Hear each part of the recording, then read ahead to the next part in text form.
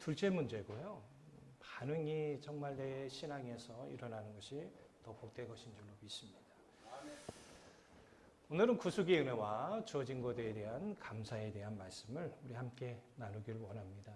역사적으로 하나님을 더 귀하게 쓰임받은 신앙의 선배들의 모습을 보면 특별한 모습들이 있어요. 그러니까 우리가 신앙생활을 여러분 우리 교회 안에서도 한다 하지만 정말 신앙이 뚜렷한 사람들은 이 특별한 삶의 모습이 있는 것처럼 우리 신앙의 선배들도 그런 모습이 있습니다. 18세기 위대한 신앙인으로 우리 평가를 받고 있는 요한 웨슬리는 하루 일과를 시작하면서 감사와 간구의 기도로 하루 일과 시작했다고 그래요. 그리고 하루 일과를 마무리하면서도 하나님 앞에 감사함으로 하루 일과를 마무리했다고 합니다. 그가 아침에 이런 기도를 드렸다고 그래요. 우리 기도로 함께 우리 고백했으면 좋겠습니다. 사랑과 거룩과 능력의 하나님, 아침 시간에 주신 주님의 임재의 선물을 감사드립니다. 하루의 남은 시간에도 주님과 주님의 방식을 계속 우리에게 알려주셔서 신실하고 기쁘고 평안하게 주님을 따를 수 있는 은혜를 우리에게 베푸소서. 온종일 우리 안에 거하시고 잘못과 어리석은 방식으로부터 우리를 구원하소서. 아무런 해도 끼치지 않고 선을 행하도록 오늘 우리를 가르치시고 주님과 이웃과 더불어 사랑의 관계를 유지할 수 있도록 우리를 도우소서. 우리를 도우셔서 다른 사람의 기도대한 응답이 되게 하소서. 그리고 우리 세상에서 소망을 전하는 주님의 표지로 삼으셔서 우리는 주의 것입니다. 아멘. 다른 사람의 기도에 대한 응답이 되게 하소서. 기동이 아니라 기도. 예. 여러분 하루 일과를 이렇게 시작하니까 하나님의 은혜가 그에게 임하지 않겠습니까? 그리고 하루 일과를 마무리하면서 그는 이런 기도를 했다고 그래요. 하나님께서 오늘 하루 살아오면서 받은 선물에 대한 것들 하나하나 다 살펴보면서 하나님 감사합니다. 예. 우리 지난주에 저희 동에 엘리베이터가 고장났거든요. 그래가지고 고장난 게 아니죠. 예. 물에 침수돼가지고 가동을 멈췄죠. 날씨가 더웠잖아요. 근데 갑자기 어제 생각지도 않게 엘리베이터가 가동됐더라고요. 순간 감사가 나오더라고요. 감사가 나오더라고요. 그러니까 요한 웨슬리가 이렇게 하루 일과를 쭉 정리하면서 하나님께서 자기에게 주셨던 감사거리가 있잖아요. 이걸 다 고백하고 일과를 끝났다고 그래요. 그런 이런 얘기를 합니다. 그리스도께 나아가는 일은 크고 강력한 변화를 수반해야 한다. 외적인 변화만이 아니라 마음의 철저한 변화를 그리고 심령의 내적인 갱신을 시사해야 한다. 그러니까 우리가 하루하루 살아도 우리 심령의 갱신, 심령의 새로운 변화가 있다고 한다면 다르겠죠. IVF, 기독학생회, 복음주의 기독학생회가 있죠. 미국의 IVF 대표와 세계 구호 선교회를 섬긴 고든 맥도날드 목사님. 이분이 영적 성장의 길, 이 책 쓴 지가 꽤 오래된 책이죠. 근데 이 책에서 이제 수많은 원자 대학생들도 상대해보고 또 세계 구호 선교를 통해서 수많은 사람들 만나보고 또 이분이 우리나라에도 강약에서 많이 왔고 전 세계를 다니면서 수많은 사람들을 만났어요. 그런데 이 사람이 이 수많은 사람들을 만나면서 느껴진 게 뭐냐면 영적으로 성장하는 데 있어서 매우 중요한 신앙의 자세를 발견한 거예요. 그건 뭐냐면 늘 감사하는 거예요. 그런 말합니다. 감사는 끈기 있는 사람들이 과거를 돌아볼 때 드러나는 주요 특징이다. 그들은 감사거리를 찾는다. 자신들의 삶에 큰 영향을 끼친 사람들에게 감사한다. 셀 수 없는 혜택과 축복을 주신 하나님께 감사한다. 생명과 생각과 아름다움과 수천 가지 다른 것들을 받은 것에 감사한다. 어떤 분들은 불평, 불만이 있는 걸 먼저 찾아요. 이게 부정적인 생각이 가득해서 그런 것 같아요. 근데 어떤 분들은 환경이 여러 가지 힘들고 어려워요. 그런데 감사거리를 먼저 찾는 사람이 있다라는 거예요. 이게 바로 영적 성장에 있어서 매우 중요한 삶의 자세인 것이죠. 로마서 8장 18절을 보면 우리가 잘 아는 말씀 있죠. 생각하건대 현재의 고난은 장차 우리에게 나타날 영광과 비교할 수 없느니라. 사실 믿는 자들에게는 고난이 많습니다. 그런데 그럼에도 불구하고 우리에게 나타날 영광을 바라본다면 현재에 감사하겠죠. 여러분 기독교 박해가 네로 황제, 도미티안 황제, 그리고 트라얀 황제까지 이르러서 계속 기독교 박해가 심각하게 있을 때이었습니다. 이때 로마로 압송되어서 원형 경기장에서 맹수에게 찢겨 순교한 믿음의 사람이 있었습니다. 그 사람은 이그나티우스입니다. 그는 여러분 순교할 때 이런 말을 했다라고 우리에게 전해지고 있어요. 칼이 가까워질수록 하나님도 가깝다. 맹수와 함께함이 하나님과 함께합니다. 아멘. 오히려 자기의 순교에 대해서 감사하며 인생을 마무리했다고 그래요. 우리가 알고 있듯이 구약에서 이스라엘 백성들이 성전에 와서 이게 우리나라 여름 지도를 따지면 성전이 여러분 광주, 우산 등이 있다고 봅시다. 그러면 서울에 살든 속초에 살든 부산에 살든 제주에 살든 남자라고 한다면 1년에 꼭 3차례 하나님 앞에 나와 절기를 드려야 돼요. 그 절기가 바로 우리가 잘 알고 있는 6월절, 77절, 초막절이라고 부르는 수장절입니다. 하나님께서 이 절기의 중요성을 강조하고자 이스라엘 백성들이 이런 명령을 하셨죠. 오늘 본문의 말씀이기도 합니다. 다시 한번 읽어볼까요? 너는 매년 3번 내게 절기를 지킬지니라. 너는 무교병의 절기를 지키라. 내가 내게 명령한 대로 아비벌의 정한 때에 이래 동안 무교병을 먹을지니 이는 그 달에 내가 애굽에서 나왔습니다. 빈손으로 내 앞에 나오지 말지니라. 맥주절을 지키라. 이는 내가 수고하여 밭에 뿌린 것의 첫 열매를 거둠이니라. 수장절을 지키라. 이는 내가 수고하여 이룬 것을 연말에 밭에서부터 거두어 저장함이니라. 내 모든 남자는 매년 3번씩 주 여호와께 보일지니라. 아멘. 그런데 예수님의 어머니 마리아는 여자죠. 여자는 굳이 성전에 가서 이 절기를 지키지 않아도 되거든요. 근데 그 요셉의 형제들과 더불어서 이 6월절 지키기 위해 성전에 가는 걸 보니까 이 가정은 믿음의 전통이 세워진 가정이라는 걸 볼 수 있겠죠. 여러분 이 세 절기를 보면 다 감사절에 속한다는 걸 우리가 잘 알 수 있습니다. 첫 번째 6월절은 무교절과 그 다음에 초실절로 이어지는 기간의 절기입니다. 무교절이 끝나는 안식일 다음날 곧 주일이 바로 초실절이에요. 초실절이라는 말은 영어로 first fruit, 첫 번째 열매를 말해요. 히브리어는 비쿠르라는 말이죠. 이 단어가 어디서 파생되었냐면 바카르라는 단어에서 유래가 되었죠. 태를 열다, 첫 열매다, 장자가 되다. 그러니까 6월절은 1년의 첫 번째 하나님 앞에 하나님께서 주신 열매를 가지고 하나님 앞에 지키는 절기라는 걸 여러분 우리가 잘 알 수 있죠. 대학력으로는 3월에서 4월에 지킵니다. 두 번째로 이스라엘 백성들이 지키는 절기는 맥주절입니다. 맥주절은 6월절 지키고 난 다음에 50일이 지난 날이 되며 우리가 흔히 77절이라고 하죠. 77에 49 다음 날에 지킨다라고 해서 신약에서는 오순절이라고 부르기도 합니다. 이때는 5월 하순경이 되는데요. 여러분 우리가 맥주절 하면 생각나는 수확물이 뭐죠? 보리 맥자를 쓰잖아요. 보리. 근데 제가 출애굽기 강의 시간에도 여러분들 이것이 우리 한글 성경에 오역이 돼 있다라고 제가 말씀을 드렸었어요. 그런데 그것이 꼭 틀린 것만은 아니에요. 자, 이 히브리어 성경에 이 맥주절로 쓰인 이 단어가 히타라는 단어죠. 이 단어는 뭐예요? 들에서 자라나는 밀이에요. 보리가 아니라 밀이에요. 이 밀을 가지고 하나님 앞에 나와서 드려지죠. 그래서 출애굽기 34장 22절을 세 번역을 한번 볼까요? 너희는 밀을 처음 거둬들일 때에 77절을 지키고 한 해가 끝날 때에는 수장절을 지켜야 한다. 아멘.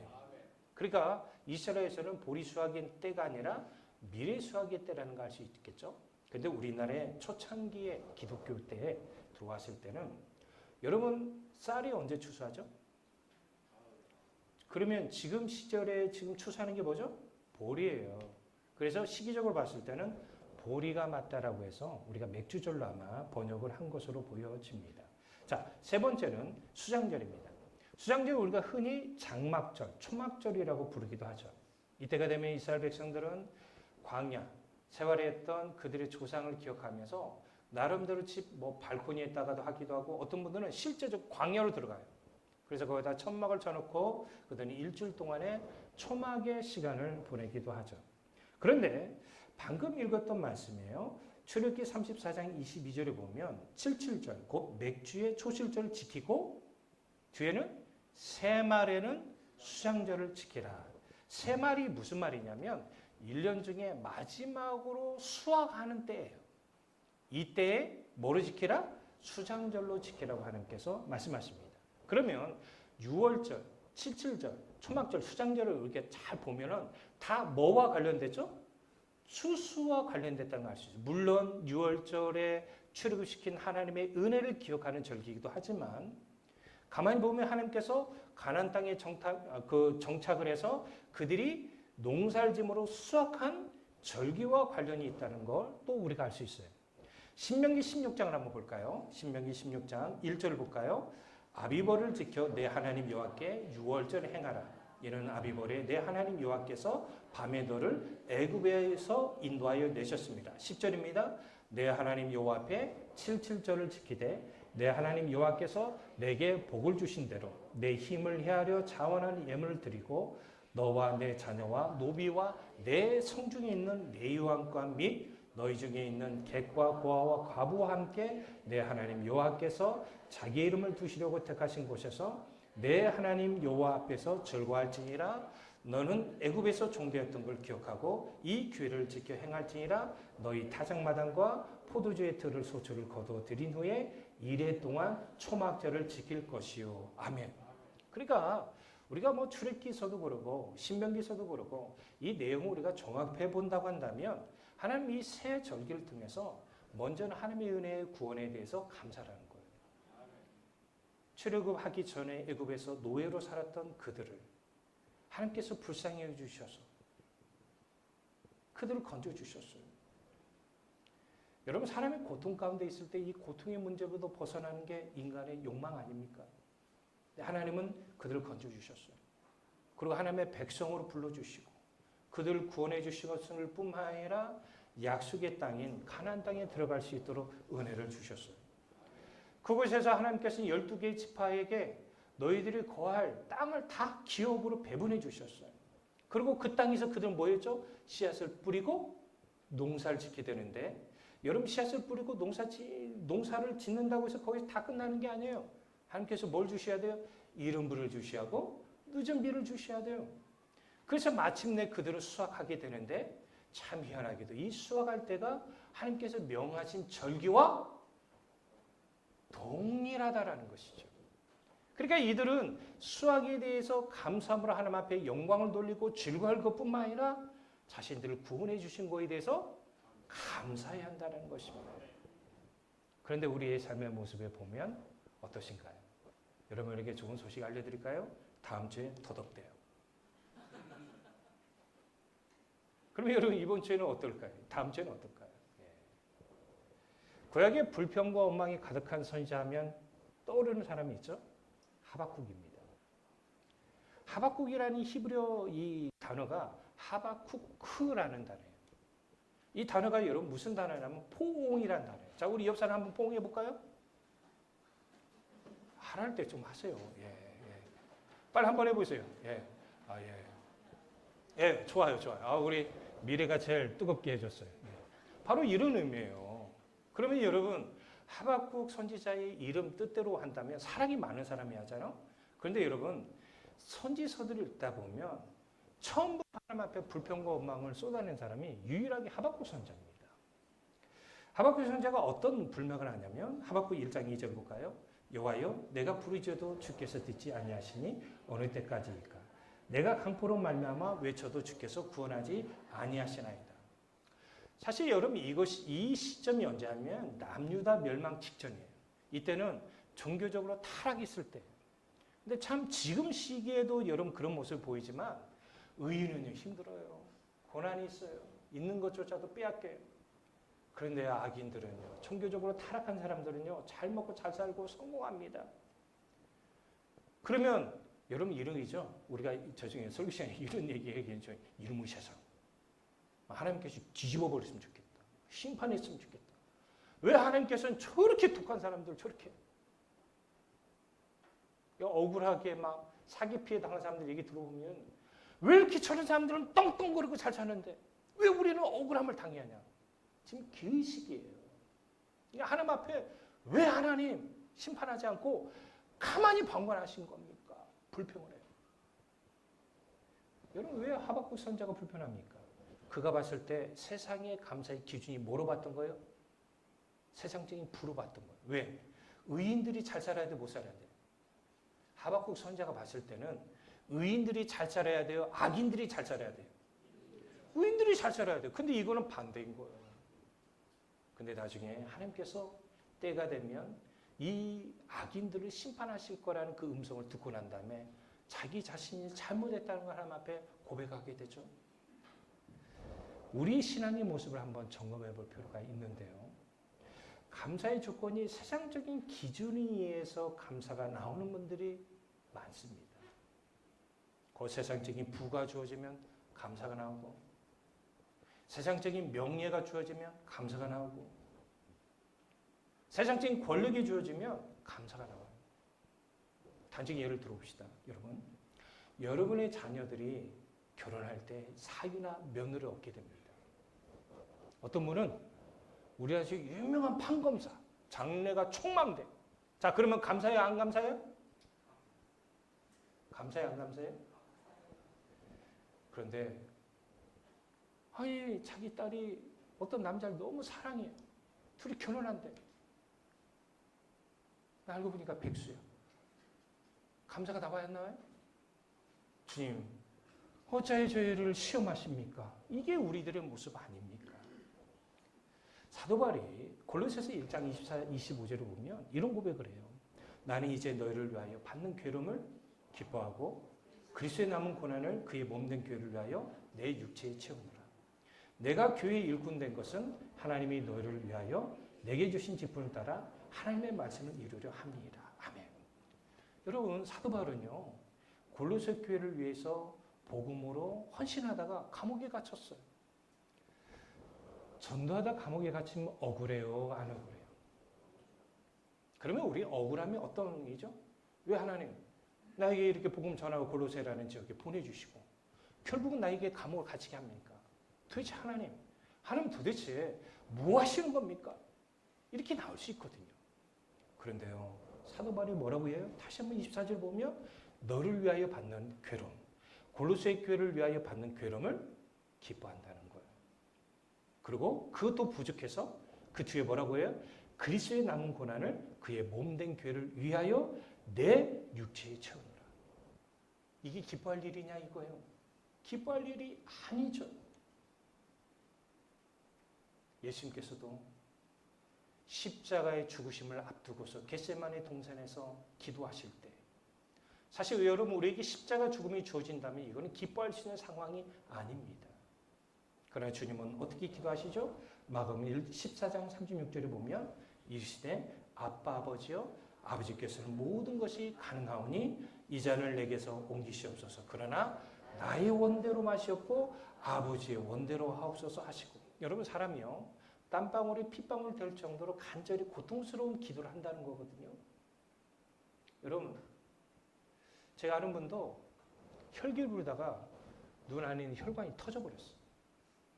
사람이 혈기 부르면 막 그런 사람들 여러분 보시죠? 예수님께서도 이 십자가 고통이 얼마나 고통스럽다는 걸 여러분 아셔요. 땀방울이 핏방울이 될 정도로 간절히 기도하십니다. 하나님, 모든 것은 하나님께서 가능한 줄 압니다. 하지만 내 원대로 말고 아버지 원대로 하시옵소서. 감사할 수 없는 상황이지만 이것조차도 하나님께 맡기는 것입니다. 골로새서 1장 25절에 보면 사도 바울이 이런 고백을 하잖아요. 내가 교회에 일꾼 된 것은 하나님이 너희를 위하여 내게 주신 직분을 따라 하나님의 말씀을, 그렇죠. 이 말은 뭐예요? 지금 내가 감옥에 갇히고 고통을 당하는 것도 하나님의 말씀을 이루기 위한 것이다. 누구를 위하여? 너희 교회를 위하여. 결과적으로 하나님의 말씀을 이룬 일이 이 상황적으로 봤을 때는 감사의 조건이 아니지만 자기가 주님의 십자가 고난에 동참한다는 측면에서 봤을 때는 기쁜 일이라는 거예요. 이걸 깨달은 하박국 선지자는 뭐라고 고백합니까? 우리가 너무 잘 아는 말씀이 있잖아요. 예. 우리 새벽 성경을 볼 텐데요. 왜 새벽 성경을 보냐면 17, 18절은 우리 개역개정이 있지만 19절은 사본에는 들어있지 않기 때문에 개역개정에는 번역이 안 돼 있어요. 그런데 새 번역에는 번역되어 있는데 우리 다른 사본에 있는 번역이 무엇인지 한번 읽읍시다. 머가나무에 과일이 없고 포도나무에 열매가 없을지라도 올리브나무에서 딸 것이 없고 밭에서 거둬들인 것이 없을지라도 우리에게 양이 없고 외양간에 소가 없을지라도 나는 주님 안에서 즐거워하련다. 나를 구원하신 하나님 앞에서 기뻐하련다. 주 하나님은 나의 힘이시다. 나의 발을 사슴의 발과 같게 하셔서 상등성이를 마구 치닫게 하신다. 아멘. 여러분 하박국 선지자가 변했다는 걸 알 수 있겠죠? 그가 감사의 조건을 받던 것들이 잘못됐다는 걸 깨닫고 난 다음에 포도나무에게 열매가 없을지라도 감람나무, 올리브나무에 딸 것이 없을지라도 밭에 거둘 것이 없을지라도 우리의 양이 없고 외양간에 소가 없을지라도 나는 주님 안에 머물기 때문에 금이 주시는 기쁨을 누리고 있다는 거예요. 사랑하고 존귀한 성도님들, 우리가 사는 시대는 감사가 상실된 시대라고 합니다. 우리 모두는 감사의 기준은 어떤 것을 삼고 있나요? FAO, 세계 식량 기구에서 전 세계에 생산하는 9,400억 달러. 여러분 전 세계에서 이 한 해에 생산되는 음식이 1,120조 원 정도 된대요. 근데 이 금액 중에 30%가 낭비된다는 보고를 발표했어요. 먹는 음식의 4분의 1이 먹기도 전에 어디에 들어간다고요? 음식 쓰레기로 된다는 거예요. 여러분 우리들도 하나님 앞에 회개할 게 뭐냐면 분명히 먹으려고 샀는데 음식 쓰레기로 나가는 것이 우리 냉장고에 너무 많은 거예요.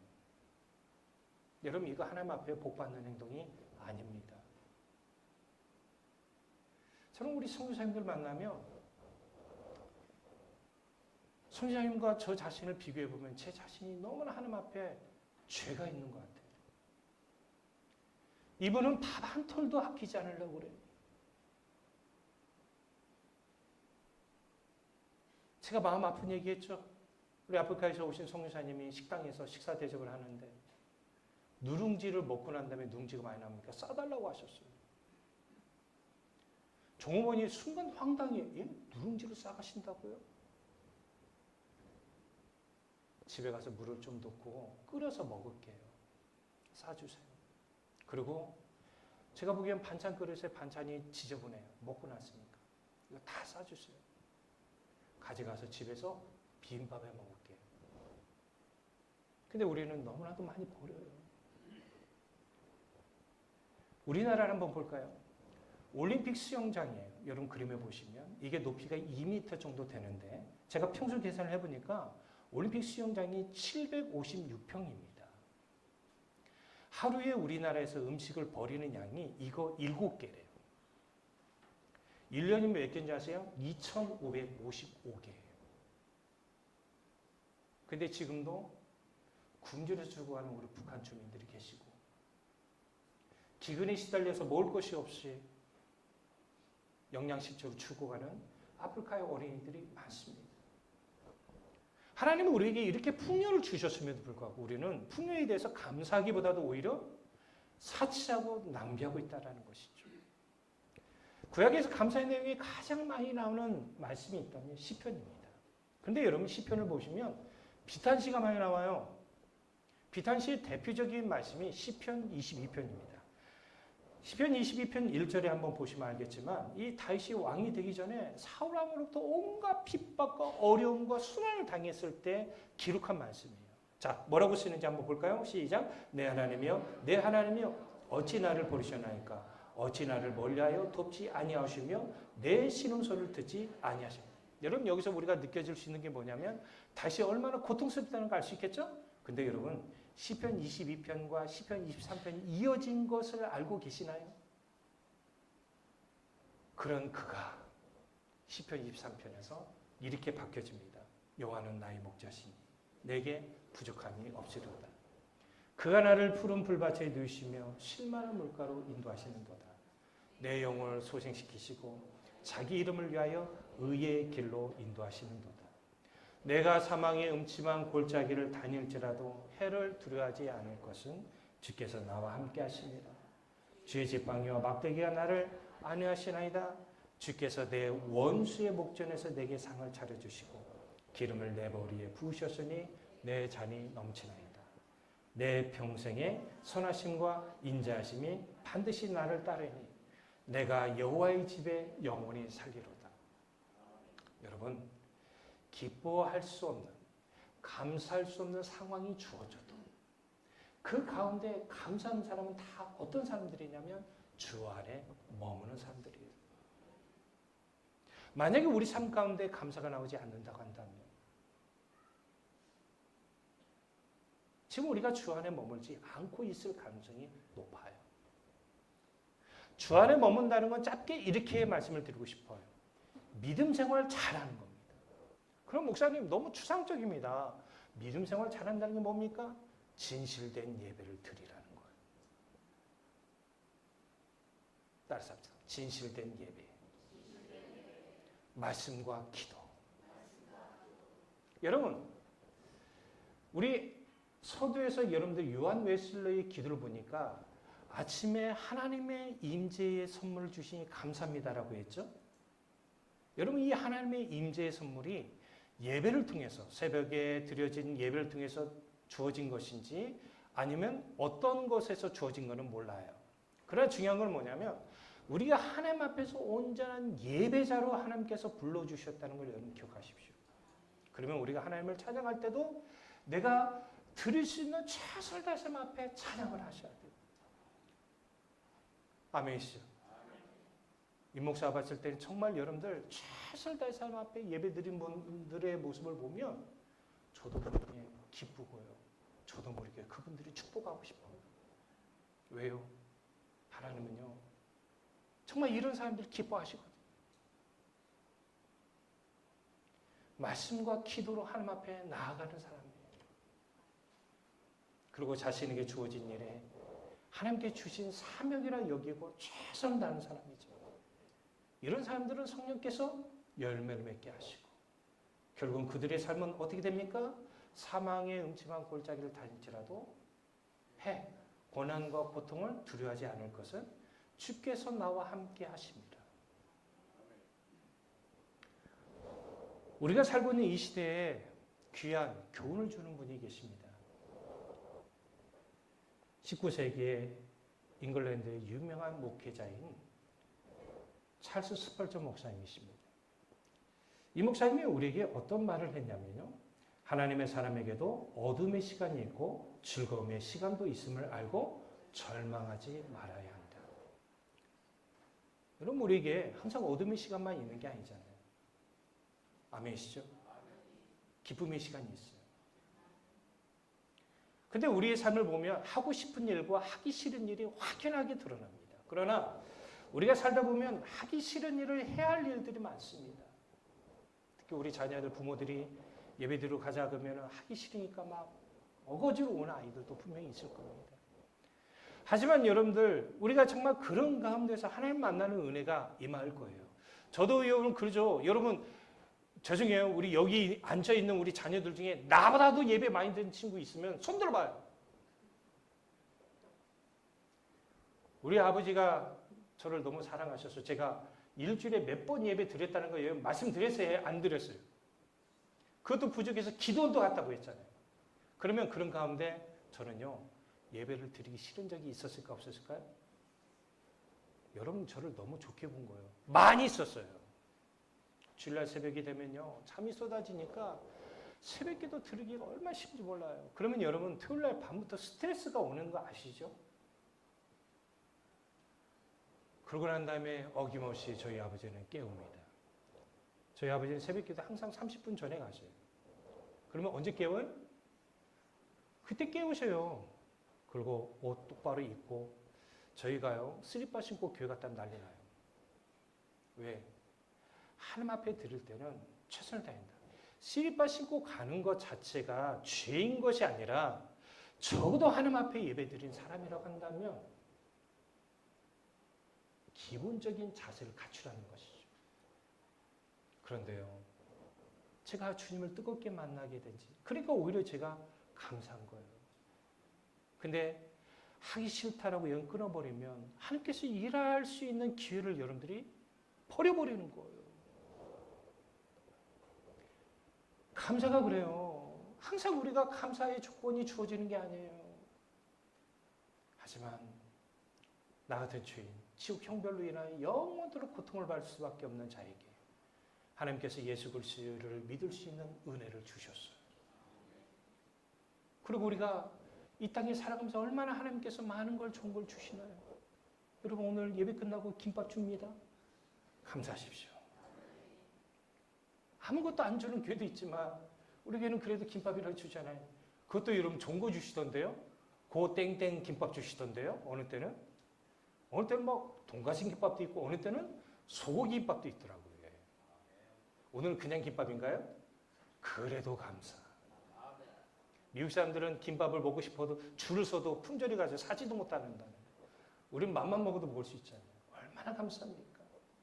오늘 이 시간 이후로 더 감사로 충만한 우리 모두의 삶이 되시기 바랍니다. 기도합니다. 참 감사한 아버지 하나님, 우리가 이 땅에 살아가면서 하나님이 우리를 구원해 주심에 감사할 줄 압니다.